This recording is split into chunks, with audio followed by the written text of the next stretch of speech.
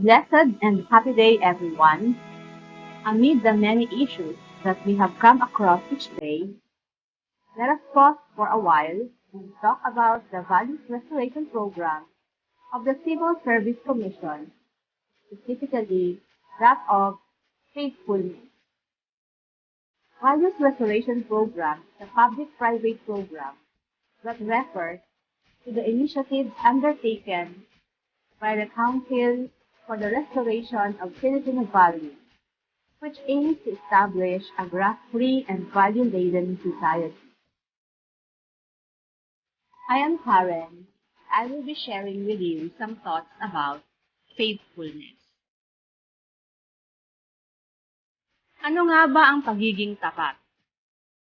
Merriam-Webster defines faithfulness as steadfast in affection or allegiance, firm in adherence to promises or in observance of duty, and being conscientious.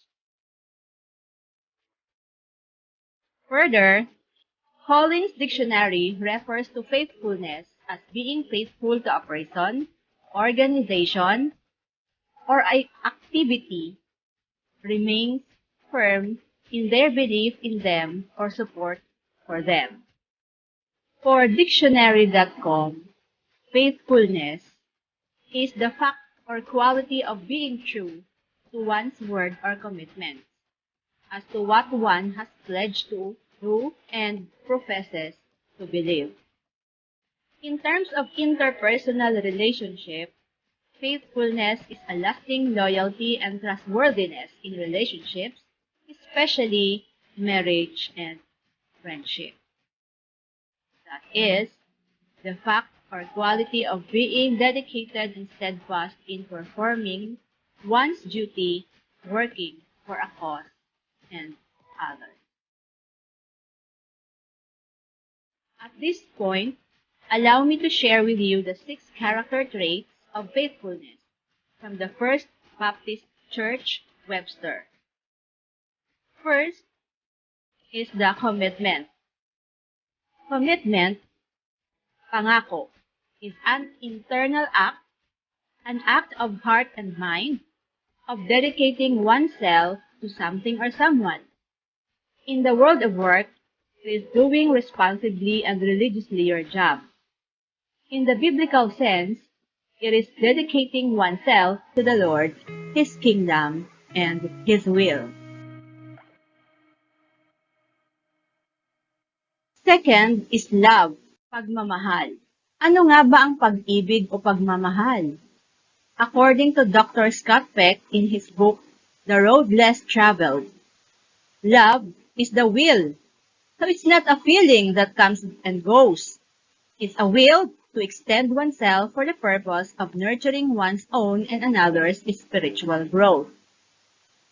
In the Bible, 1 Corinthians chapter 13 tells us also about the real definition of love, that love bears all things, endures all things, believes all things. In 2 Corinthians chapter 5 verse 14, it says, "The love of Christ constrains me. This is the right motive for faithfulness."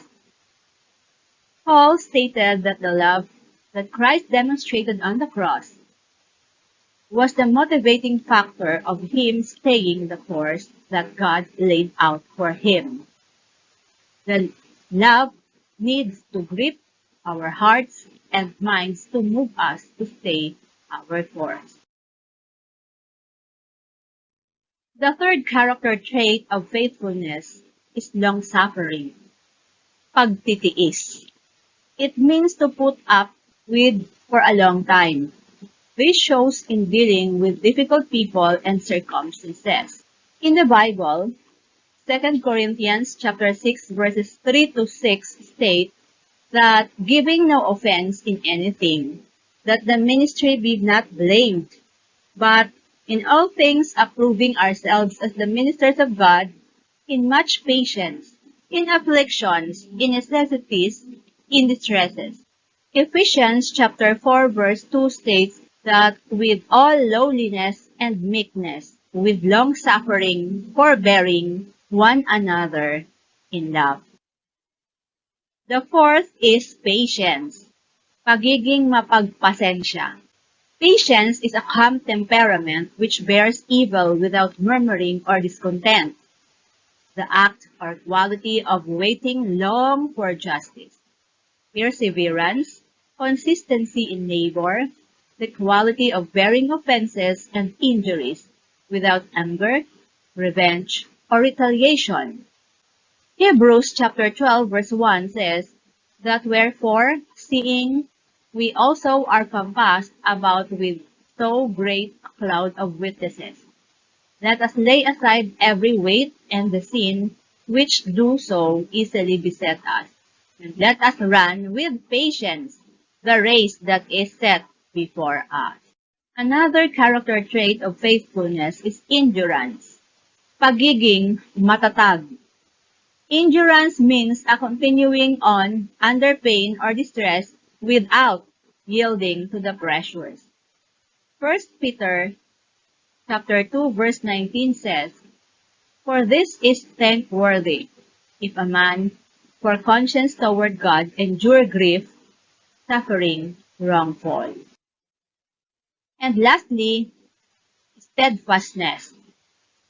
Being steadfast means having a fixed, established, constant, resolute constitution, what you are made of, not fickle or wavering.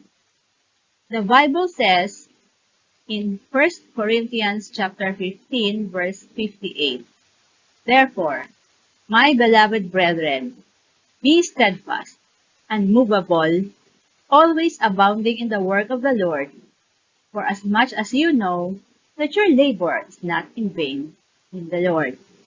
At this point, quickly, let me share with you the 7 habits that keep couples and colleagues faithful to one another.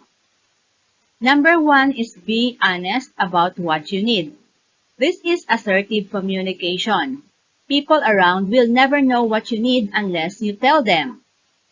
Number 2, be open-minded. Always think from the perspective also of other people and weigh things out before you decide on something.